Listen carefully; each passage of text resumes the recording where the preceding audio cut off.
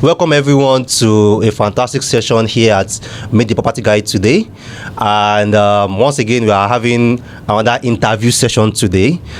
This is a very, very important interview session that you must watch. Because for like 2 years, 3 years, we have been shouting, buy. And a lot of you guys have been following our advice and buying Ekpe. So now it's now about the next step now after buying Ekpe, which is now about perfecting the titles, doing your CFO, registering your titles and the likes.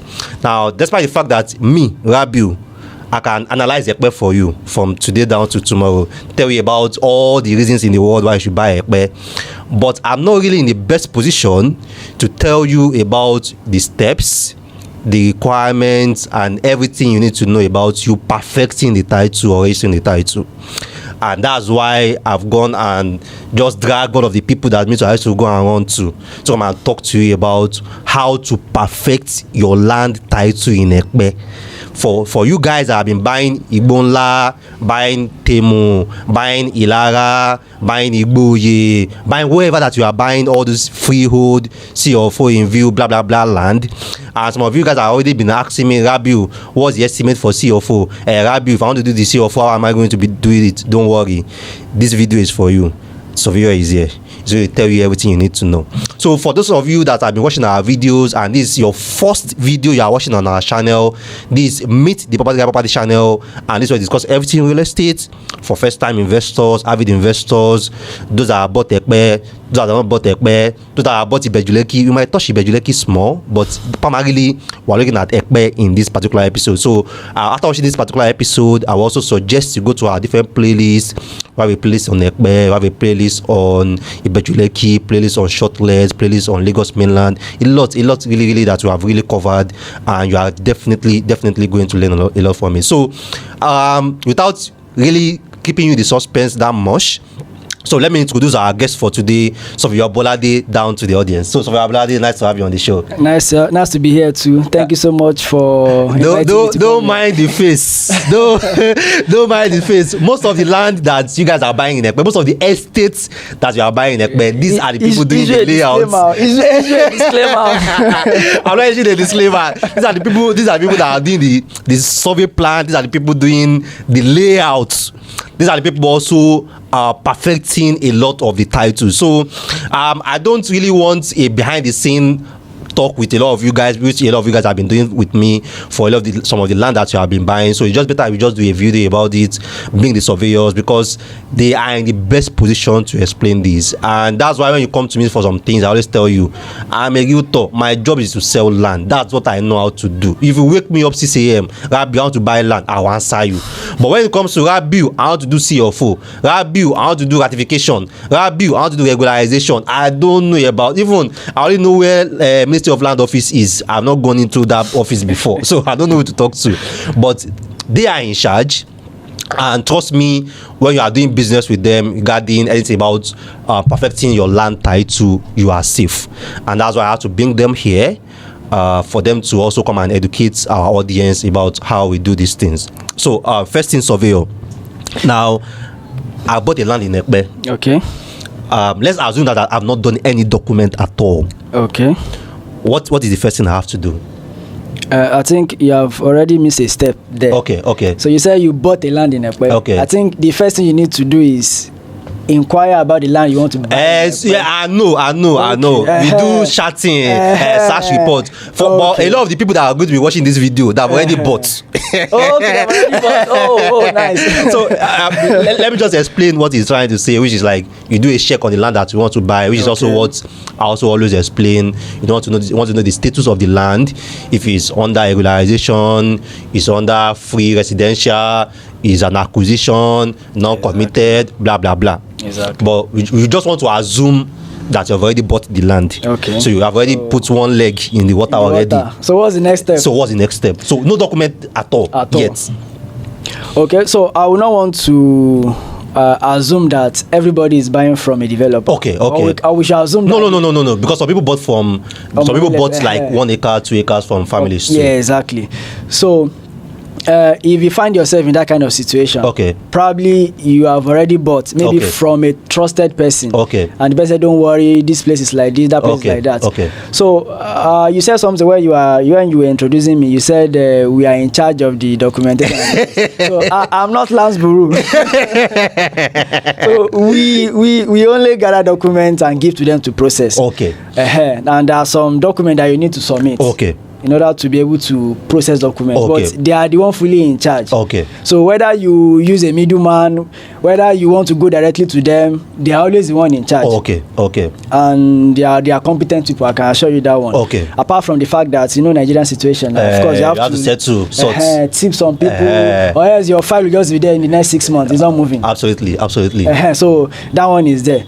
So if you are a developer and you are interested in Nigerian property especially, I will advise, because it's just as if people normally say that if you want to travel out, you can do it yourself. Though you can meet consultants, but you can also do it yourself. You can make inquiries, file documents yourself, and know what is which, what is what. So I will advise, if you want to move into investing in Nigerian property, you need to know some few details.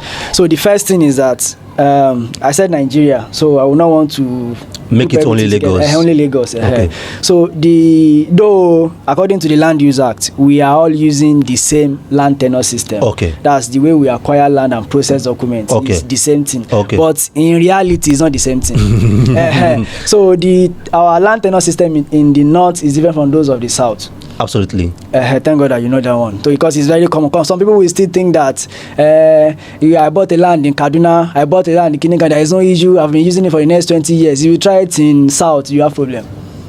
Because in the north, nobody has land there. Okay. It belongs to the government. In fact, they said the independence of Nigeria is disgrace to Britain, because after the independence, they still have a lot of old in the north. So there is a little bit of the way they organize their things in the north compared to the south. Wow. This is my father's land, though. Wow. Nobody can say they are the owner. So that's why Lagos State government, through their legislation in the House of Assembly, they have done a series of bills on property acquisition in Lagos. Okay. And that is why they said, okay, you know what, since this will normally give us problem, we are going to do this. We are going to make some lands for their use only, some lands for government use. That's where the word excision comes from. Absolutely. So they set some land apart for some people to use, for family generally to use. They give them gazettes on those properties. They say, okay, you can use it. So along the line, they still have issues. It's not every land you can say you are putting excision on. It's not every land that is worth it. Some are rural areas, some are urban areas. Yeah. Okay, so what they say is, okay, you know what? Lands in the rural area, because they are very big, for Ekpe, more especially. Bejuleki too before, but now the urbanization has got there. Has got there. It's gradually moving to Ekpe too. So probably it might not be applicable in the next few years. But they said, okay, land in the rural area, what we just do is we make a very large area for agricultural purpose. Okay. The remaining one for freehold. Okay. So the freehold is, you can use it, family can sell it, you can go straight directly to process document on it. Okay. That's just the difference between the two. So there are some lands in the rural area, we have land in the urban area. Okay. So for urban area, virtually in Lagos State, is all acquired. So you cannot come to Bejuleki and say it's free. It's freehold. You cannot have it. It's not possible. So even if you are buying land in Bejuleki and you hear freehold, it's a lie. So you can either say it's acquired or it's gazetted. It's not acquired. That's just it, or it's excised. So moving to Ekpe now, because I think that's the next phase of development. Yes. So there are some lands in Ekpe that are freehold, and according to the Constitution, the Land Use Act, so they say that lands that has been in use by a community or family before the enactment of that act, they will still continue to use that land as if it has a C of O. So they will still continue to use it as if the land is having a C of O. Okay. So what they will just do is they call it is it deemed grant on it. It's just like C of O too. Okay. So you just do consent on it, you get your documents, you are free. Okay. That's if the property is in a freehold area. Okay. But if the property is not in a freehold area, let's say it's acquired, of course by now people should know there are different types of acquisition. Committed and then non-committed. We already have a video on that on YouTube, so we don't need to explain that too much. Really. So there are committed acquisitions. There are some that are not committed. So for the committed ones, if you bought land in those areas, you should just keep that one aside, because even the committed ones, they have two types too. They have ones that are committed to government acquisition. Okay. They have one that are for private acquisition. For example, now you bought a land inside a government scheme that is for, let's say, residential purpose or any other purpose. You can meet the government and say, okay, this land, I made mistake, I bought it, can you give me? So you apply to Lands Bureau. Okay. They forward it to there is these people in the Land Use Act. They call them a Land Use and Allocation Committee. They are the one that advise the governors on whether is to give let's say is to give you access to that land because it's committed or not. Okay. They can even advise him on the number of compensation to pay for a land that government has already given out and they want to acquire it back. Okay, good. So they advise governors on, don't worry, just give it to them. We have analyzed, it's okay, you can approve it.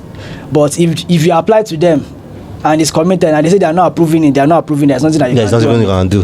So don't even bother to waste your time. But if the land is in a committed area and is for private use, for example, I'm a developer too, I approach the government, I want to acquire a property and they sold it to me, allocation, you see government is committed, it's government acquisition too. So those kind of property, if you buy land inside that kind of property, you cannot get it because government has already sold it to a particular person and the person will not take no for an answer. What's my problem with the fact that somebody it's none of their business. Okay. So even if it's committed, they have one that is for private, they have one that is for government. If it's for government, they can still say, don't worry, we give you like 10 acres inside. That one will go. So if it falls in a non-committed area but it is still within acquisition, please don't forget where we started from, acquired and non-acquired. Absolutely. So if it falls within an acquired area but is not committed, then that's when you say you either regularize or you ratify. Okay. Is there actually a difference between the two? Regularization and ratification? It's actually synonymous. Some people will tell you that if your land is more than certain plot or sizes, you cannot do regularization again, you do ratification. Some will tell you that if the size is more than, let's say, 1 hectare, you apply for allocation there. Okay. So either you're applying for allocation or you're applying for regularization or ratification. It's almost the same thing. Okay. The end product is still CR4. Okay. The end product is still CR4. And as you know, you cannot have 2 CR4 on a land. It's only one they publish it, and once it's published, they cannot publish it again. What they do is just do consent, consent. That you are selling a land that is having a title. Government have to consent on it. Okay. So that's the only thing they have to do. So the tenure, 99 years, still continues. It elapse. Though in reality, Nigeria is not up to 99 years. So we don't know what will happen after 99 years. All right. Now, for in the case of Ekpe, now let's make it practical for Ekpe. Okay. Now, I have a property. I bought the property. I've done a survey plan on it, and then now I have to start my CFO. And then when you guys, the surveyors, go there, you're not telling me is an agric revocation or agric regularization or something. Based on your experience, can I get CFO on that land? Based on my experience, as you said, you can get CFO. So the thing with Ekpe now is, Ekpe has master plan. Yes. So inside the master plan, you have areas that have been designed for specific purposes. Yes. So even if your land is within agriculture, you see, the revocation is for agricultural purpose. That's what you need to know. If the revocation is for agriculture, they revoke the land. It's a freehold. They revoke this for agricultural purpose. That has been long. So, but in the master plan, that one is acquisition. Acquisition is different from land use. So the master plan is about land use, what you have to use the land for. It's not about whether it's government land or is. So on the land use plan, the master plan, you can see an area that is for residential use and is committed. So it doesn't. There are two different things that we check. So we check. Let me just explain that. Now, so for Ekpe now, based on what he's explaining, is that we have the master plan, and then we have the acquisition reports. the master plan is to check that, okay, based on town planning, what are the government's zone this area for? Okay. So we have placed the zone for residential, we have placed the zone for agriculture, we have placed for the zone for industrial, for forestry, and so on. Now, in the acquisition report is where we now check that is this place free or is it committed. Exactly. So based on zoning, a place can be residential but it's committed. It's committed, yes. And based on zoning, a place can be agric and it's free. And it's free, yes. Okay, all right, so you can go on. So once you already know the difference between the two, so even if they tell you that place in K2 is for residential use, so don't just go ahead and say they said it's for residential use. So help me to check, is it for residential use? First check, what's the acquisition listing there? Okay. Is it acquired? Okay, if it's acquired, what type of acquisition is there? Is it a committed acquisition or is it not a committed acquisition? So once you know that one, then you know your fate. Okay, I can still progress from the state I am now. Okay. So you need to ascertain that. That's the number one step. And of course, you cannot ascertain those things without doing a survey. Yeah. So some people say once you have a survey, government will not come to your land. It's not true. Even state self, that does not apply in Ogun State. It's not true. A registered survey is not a title, and it's just like a door, like a doorway to your title registration, because you cannot have a registered survey and let's say you don't have a registered survey and you want to go and process it, it's not possible. Yeah. So anytime you want to start title processing, you need to have it. Yeah, the first step is the registered survey. In your deed of assignment, is even wrong for you to have a deed without a survey. Yeah. Because details on the deed supposed to have something like plan number, beacon numbers, and the name of the surveyor that did it inside your deed of assignment. So if all those things are not present, I don't have a survey yet, but I have a deed, is a lie. You just have a paper. Because what validates that deed is the survey plan itself. Survey plan, because you are describing a particular place, and there's no way they will know without the document. The survey plan giving them the details and description of that place. Exactly. So the document is just a document in writing until you have a survey. So that's why the survey is really, really crucial. So once you have your survey, you have done the number one step. So the remaining steps are easy. So you wait for what we call certificate of deposit to come out. So it depends. Sometimes it can be faster, sometimes it can take time, depending on what's the longest it can take. It's normally within 2 months. Okay, 2 months. Within 2 months. Okay. So sometimes it's 3, but within that 2 months, supposed to have come out. Okay. If not because of the issue that happened at Surveyor General, it got burnt recently. Okay. So that they have constraints on how they work. So let's just say max 90 days. Maximum 90 days. So it should be out. Within 90 days, it's supposed to be out. Okay. So once the certificate of lodgement is out, normally you don't really need the certificate itself. Okay. But people just use it to know that it's like it's an indication that you can go ahead. Okay. Because if you lodge a survey today and you go to lands today, lands will still go back to Surveyor General to check if you actually lodge it. Okay. And you might not know, we have offices in Surveyor General's office. They have charting, they have records. So your survey must be at records as at the time that lands came to check. Okay. So if it's not at records, they just trash it. Exactly. So that's why once you do your surveyor lodge it, you wait for the certificate to come out. So once it's out, then you continue your processing. So you go to lands, at least it's still at the Surveyor General office. You apply for your land information. Okay. Land information certificate. Okay. So certificate of deposit, then land information certificate. So your survey, we have charting information, we have land information. There are two different things. Okay. So charting, as I said earlier, just tell you is it acquired, is it free? Okay. But your land information will tell you the purpose. Okay. That's where the land use comes from. Okay. So they tell you it's freehold, but it's also purpose. It will be there. Okay. Then the Surveyor General will stamp your survey. Okay. So is that stamped survey now you used to apply? Okay. At the Lands Bureau. Okay, so you are doing two things at the Surveyor General's office, both the certificate of deposit showing the survey have been lodged, and the land information certificate. Exactly. So is that land information certificate the stamp your survey plan. Like once it's out, you know, they will just, you will see the receipt and everything, they will have stamped it that Okay, time. then you can now go to Ministry of Lands. You can now go. Or if you have somebody that is helping you to work the Okay, the document. person now can now move. So it's the person that will know this process I'm talking about. Okay. You don't really need to waste your time about it. So the person will know that once this one is out, I'll is do going to this one. Okay. Okay. So at the Ministry of Lands now, so that's what we deal with the lions. So at the at the Ministry of Lands, once you get your land information certificate, you get everything, they draft a letter. Okay. You know, it's telling them that you want to apply. Okay. For either C or for if it's in a freehold. Okay. Or regularization. Okay. If it's in an acquired area. Okay. Okay. So then you now wait for Land Use and Allocation Committee to decide. Okay. On the matter. Okay. So once everything has already happened and they have already decided, they will give you a demand notice. That they are, even before that, they will have come to check the site. Okay, you know, so they do physical assessment. Assessment, yes, they will come to the site. Every time for all the applications. For all the time they will come. Are you serious? I'm serious, they will come. So they will come. Let me just say because I want to say something, but don't worry, they will come. So it's not everything they come for. But if you have somebody that is working it, you know, you guys already nobody, they are supposed to come. Okay. They are supposed to come. So they do their physical assessment, and then after the physical assessment, they now give you a demand notice. A demand notice. Okay.